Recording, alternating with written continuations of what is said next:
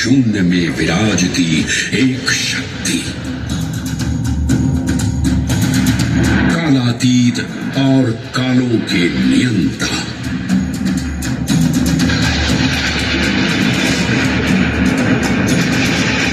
विधाता भी और विध्वंसक भी, अखंड, अचल, अविनाशी।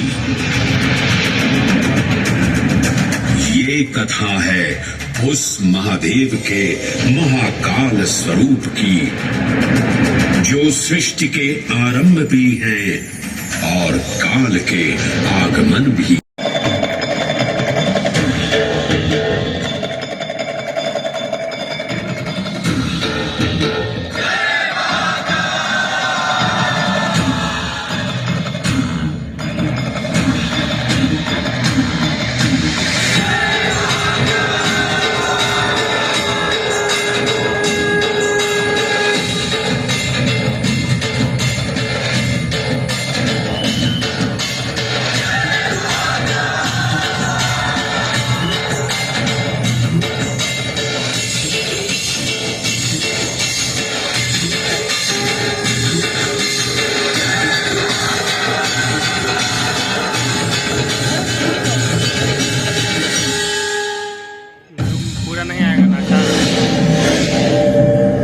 ब्रह्मांड की सबसे प्राचीनतम कहानियों में से आज हम वो कहानी सुनाएंगे जिसका सृजन पूरे ब्रह्मांड के सृजन से पहले हुआ।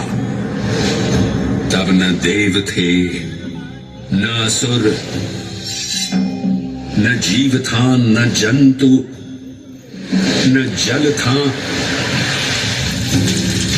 न अग्नि, न वायु, न भूमि। स्वागत है आप सभी का इस दिव्य गाथा में, जहां महाकाल और उज्जैन की आभा आलोकित होती है। आपसे विनम्र अनुरोध है कि कृपया अपने मोबाइल फोन्स को साइलेंट मोड में डालें या स्विच ऑफ कर दें, ताकि आप इस प्रस्तुति का संपूर्ण आनंद बिना किसी व्यवधान के उठा सकें। इस शो के प्रस्तुतकर्ता हैं उज्जैन स्मार्ट सिटी लिमिटेड, निष्पादक हैं मध्य प्रदेश पर्यटन। तो प्रस्तुत है महाकाल की शक्ति, उज्जैन की भक्ति।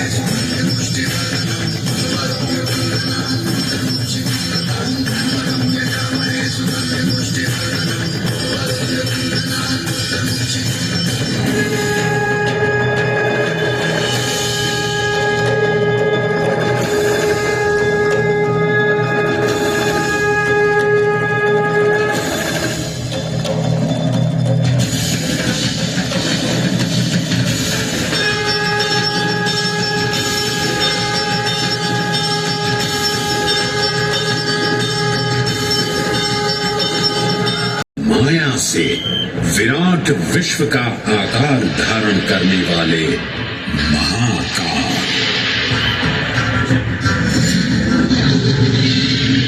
मेरुगिरी को धनुष और भगवान विष्णु को बाण बना दैत्यों के 3 पुरों का नाश करने वाले महाकाल, वो महाकाल जो तीनों लोकों में विद्यमान सभी शिवलिंगों में प्रधान है।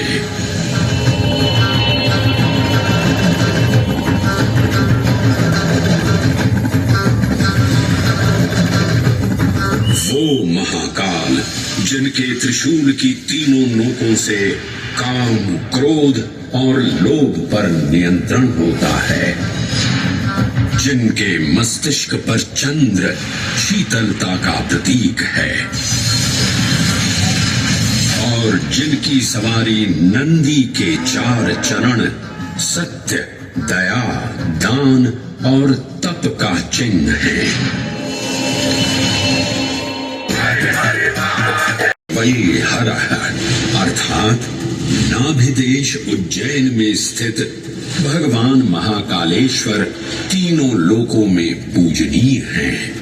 आकाशे तारकामलिंगम पाताले हाटकेश्वरम मृत्युलोके महाकालम सर्वलिंगम नमोस्तुते। आकाश में तारकलिंग के रूप में, पाताल में हाटकेश्वर के रूप में और मृत्युलोक में महाकाल के रूप में स्थित भगवान शिव को प्रणाम। समस्त लिंग स्वरूपों में विद्यमान भगवान शिव को सादर नमस्कार। नाभिदेश उज्जैन का अटूट बंधन है महाकाल के साथ, जो महाकाल स्तोत्र में उल्लिखित है। उज्जयिन्याम महाकालम महाकालेश्वरम हरम महाकालम महायोगिनम नमामि पार्वती पतिम। तो चलिए मैं आपको कथा सुनाता हूँ इसी महान उज्जैन नगर की। जैसे ही अमृत प्रकट हुआ, दानवों ने इसे केवल अपने आधिपत्य में लेने की आकांक्षा प्रकट की और संघर्ष छिड़ गया। आज यदि हम इस अमृत को प्राप्त कर सकें, तो हम देवताओं पर हमेशा के लिए प्रभुत्व स्थापित कर पाएंगे। अमृत अपात्र हाथों में ना जा पाए, क्योंकि ये अपनी शक्ति का असीम दुरुपयोग करेंगे। इस अराजकता के परिणाम स्वरूप अमृत की कुछ बूंदें छलकी और पृथ्वी तक पहुंच गई। 4 स्थलों पर स्पर्श हुआ इन बूंदों का। हरिद्वार, प्रयागराज, नासिक और उज्जैन। अमृत की इन्हीं बूंदों के कारण उज्जैन में हर 12 वर्ष पर कुंभ सिंहस्थ मेले का आयोजन होता है। भगवान शिव की लीला देखिए। लोक कल्याण के लिए स्वयं विषपान किया और अपनी नगरी पर अमृत वर्षा करवाई।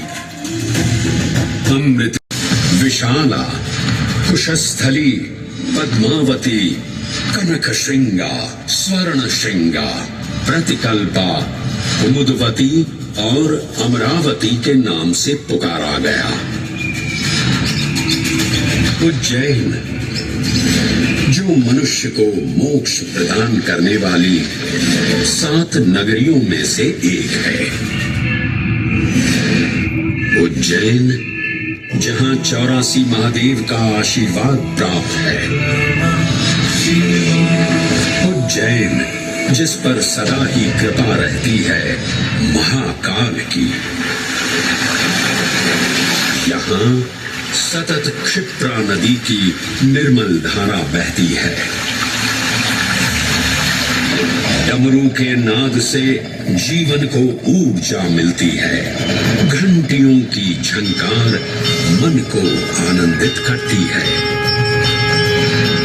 और यहाँ का आकाश शिव आशीष स्वरूप है। श्मशान ऊषर क्षेत्र पीठम तू मनमेव च पंचकत्र न लभ्यते महाकाल पुरद्दते।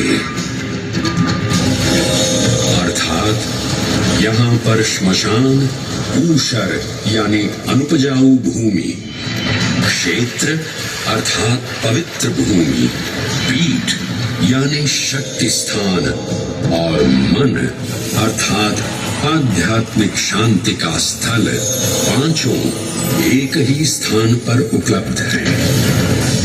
ये संयोग महाकाल की नगरी उज्जैन की महिमा को और गरिमामय बना देता है।